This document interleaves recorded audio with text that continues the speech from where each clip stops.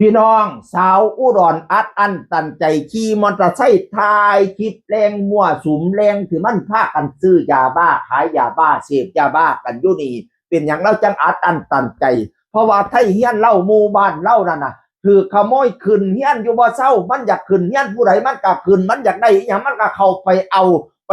ขอความช่วยเหลือในหน่วยงานรัฐกับบ่ก้าวหน้าไปทางใดจักเทียคนอยู่ในบ้านสิเป็นประสาทตายแล้วโอ้โหว่ามันสิขึ้นเฮียนผู้ใดมือนี่มันขึ้นเฮียนผู้นั้นมือนั้นมันขึ้นเฮียนผู้นี้ร่างเทียก็ไปอันเคาะประตูโปกโปกโปกจังเสียโอ้ยมันสิอยู่ได้ที่ประเทศเนี่ยพี่น้องเอ๋ยเราขี่มอเตอร์ไซค์ถ่ายคลิปเลยซื้อกันอยู่นี่เหรอขายกันอยู่นี่เหรอพากันอยู่นี่เหรอเอทำไมมันเป็นแหล่งว่าสุมกันอย่างนี้เป็นแหล่งซ่องสุมกันอยู่นี่ว่าสันวันนั่นน่ะเป็นเพิ่งจังไรบัวเอาผ้าเอาอย่างมาขึงกันอยู่พ่อได้อยู่ไปเป็นมือจังสีแม่พี่น้องแล้วว่าเราเคยไปร้องเรียนหน่วยงานรัฐแล้วพัดจะไปร้องเรียนข้าเจ้ากับหัวล้อเล่าเจ้าคือกล้าเข้าไปพนวันน่ะบ่กล้าเข้าไปจังไหนเนาะหมู่บ้านแล้วบ่เป็นตาอยู่แล้วนะเฮ้ยเมื่อนั้นเราไปเฮ็ดงานอยู่ต่างจังหวัดพนวันน่ะ6 โมงเช้าอันนี้แต่เด็กน้อยอยู่บ้านเด็กน้อยอยู่บ้านก็บอกว่ามีคนมาเคาะประตูโปกโปกโปกโปกตั้งแต่6 โมงเช้ามาดึงประตูอยู่จังเสียพนวันนั่นน่ะแล้วก็บ่เป็นอันเหตุการณ์เหตุงานพี่น้องคนในครอบครัวเราอยู่บ่เป็นสุขเนื่องจากว่าอย่างบุคคลที่มันเล่ร่อนนี่ล่ะบางคนก็ว่าเป็นคนในหมู่บ้านนั่นล่ะเห็นกันมาตั้งแต่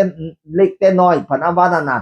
แล้วมันก็มาเฮ็ดนิสัยแบบนี้พนว่าไปมั่วสุมกันอยู่นั่นไปเลาะลัดซื้อยาบ้ากันอยู่นั่นแล้วก็ถามนี่ซื้อเม็ดกี่บาทซื้อกี่บาทยาบ้านั่นน่ะพนว่าน่ะอยากได้มาซื้อกันอยู่นี่เหรอว่าสันว่าน่ะแล้วโหเราเว้าชัดเจนเลยพี่น้องไปยืนเลี้ยงฮอดเจ้านายบัดนี้สำนักข่าวก็ไปทายเล่าดิค่อยได้ข้อมูลมาจากสำนักข่าวไทยรัฐพี่น้องเอ๋ยโอ้ยคนเบิ่งเป็นล้านๆแล้วเด้อเราบอกว่า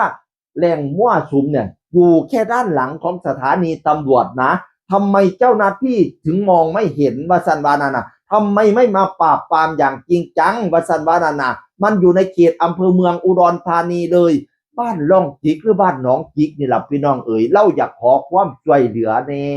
ตอนนี้หมู่บ้านเราบ่เป็นตาอยู่แล้วพ้นขึ้นบ้านน่ะแล้วแต่มันอยากขึ้นตามอำเภอใจมือนึงขึ้นบางนึงมือนึงขึ้นลังนึงโอ้ยสังคมมันสิเป็นตาอยู่ติพี่น้องเบาจังเบาเด้อยาบ้ามันหลายเนาะบ้านใดก็ได้พี่น้องเอ๋ยขายกันว่าฉัน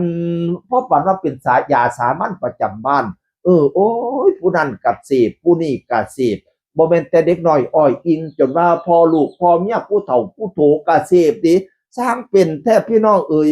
บัดย่ำบ่คิดนอดตอนมันอาละวาดมาเนาะเป็นตาย่านคือหยังนี่ตัวย่ำเพิ่นเป็นบ่ได้เสพเพิ่นเป็นบ้าเป็นคลั่ง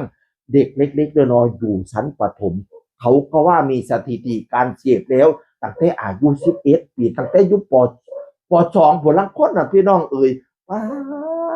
ดมันเป็นตาย่านแท้เด้พี่น้องสิแก้ไขปัญหาแบบอันนี้จังไดดีซอยในถอนเจ้านายเอ๋ยยายมันระบาดหลายกว่านี้ถ้ามันเป็นตาย่านมันบ้าสมซื่ออีหลีนี่ยาบ้านี่นะคำมันได้กินเข้าไปแล้วนั่นมันบ่ฮู้จักหน้าพ่อหน้าแม่มันขากไปตะพื้นตาพื้นเด้เบิ่งเปียมันอยู่กับครอบครัวบ่ได้มันพากันไปเฮ็ดแหล่งบ่อสุมอยู่นำกันเป็นพี่น้องเอ๋ยโอ้ยสร้างเป็นให้กันเล่าวอนให้หน่วยงานรัฐเข้าไปช่วยเหลือเราแน่พะนะว่าคาถาติดตามตอนต่อไปเนาะว่าพระเจ้าสิช่วยเหลือกันจังใดอยู่ได้เขตอำเภอเมียงโอ้ยหกอัญญะอยู่จักขยะจักอีหยังเป็นอีหยังแรงเสื่อมโทรมพะนะว่านั่นน่ะเสียงอื่นคนก็เว้าสู่ฟังสวัสดีครับสวัสดีครับ